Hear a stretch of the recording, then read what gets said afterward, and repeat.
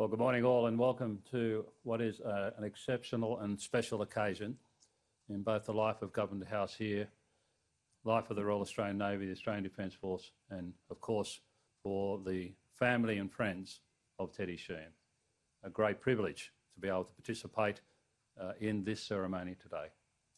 I'll begin by acknowledging that Government House at Yarralumla sits on the land of the traditional owners of the Ngunnawal people.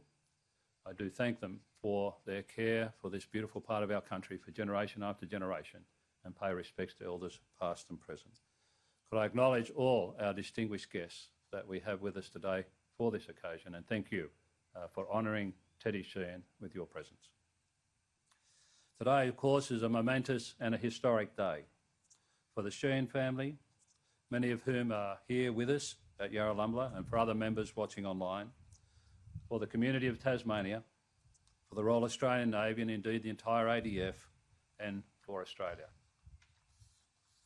It's a day to remember Ordinary Seaman Edward Teddy Sheehan, to acknowledge the gallantry, courage and selflessness he showed 78 years ago today, and to reflect on his legacy and what it means to us today.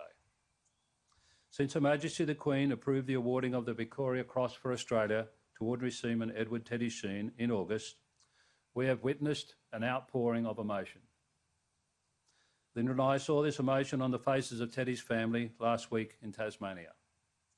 We've seen it on the faces of veterans and of our modern sailors, and on the faces of serving members of the Army and the Air Force, all who have celebrated this announcement.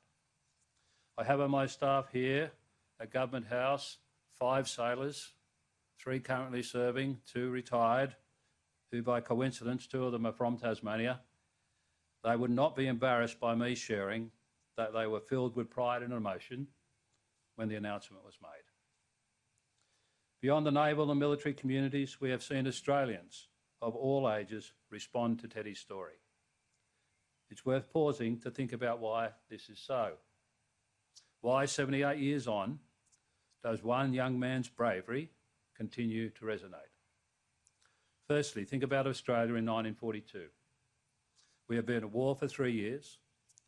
Part of our army was fighting tooth and nail in the Middle East.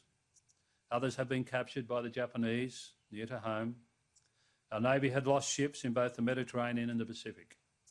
And a large number of our trained airmen were committed in desperate battle over Europe. Each of those serving had left behind loved ones who both longed for and, fearing the most, dreaded receiving news from the front. Compounding this stress, the enemy was on our doorstep. Darwin was bombed, Broome was strafed, and midget subs entered Sydney Harbour. Australia was under threat, our future uncertain, but we stood our ground. This is a backdrop against which Ordinary Seaman Edward Teddy Sheehan enlisted. It's part of why Teddy's story is relevant to us today, particularly given the events of the last year, because in the toughest of times, he and many like him stepped up to serve their country. The story also resonates because of Teddy himself. Linda and I had the pleasure of meeting some of his relatives who knew him. By all accounts, he was charismatic, popular, loud, and bursting with confidence. His rowdy last night in Latrobe before departing is still a strong part of local folklore. In the words of Dr. Ray Leonard, the last surviving sailor from the Armidale, he was the youngest man in the ship, but also one of the most outspoken. He came across as popular, affable, warm, likeable man. He didn't speak quietly. He was not lacking in confidence. He was a go-getter. He was also fiercely loyal. In the words of his nephew Jim Shea, who was 11 when Teddy went off to the war and who is here with us today, he never picked a fight, but he never walked away from one.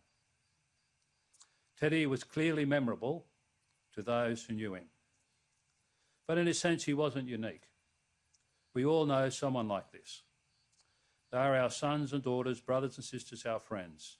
This familiarity is another reason Teddy's story continues to resonate. And thirdly, there is the action itself, where the ordinary turns to the extraordinary. A rapidly sinking ship, enemy planes strafing Teddy's shipmates, the chance of survival, real, but spurned in an instant by his decision to return to his gun to try to save his mates, sacrificing himself for others. It is inspirational, and it should inspire us.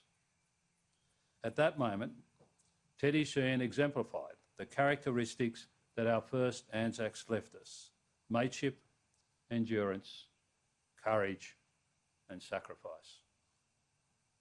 Finally, Teddy's story resonates because of those who have carried it forward: the family, the shipmates, and the community who never let him be forgotten, who insisted and persisted to bring us to today. So to Gary Ivory and all involved, on behalf of all Australians, thank you. Today, we remember and honour Ordinary Seaman Edward Teddy Sheehan.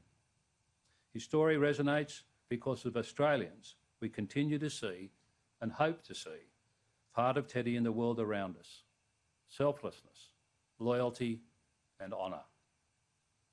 On behalf of all Australians, I acknowledge his remarkable service, gallantry, and sacrifice.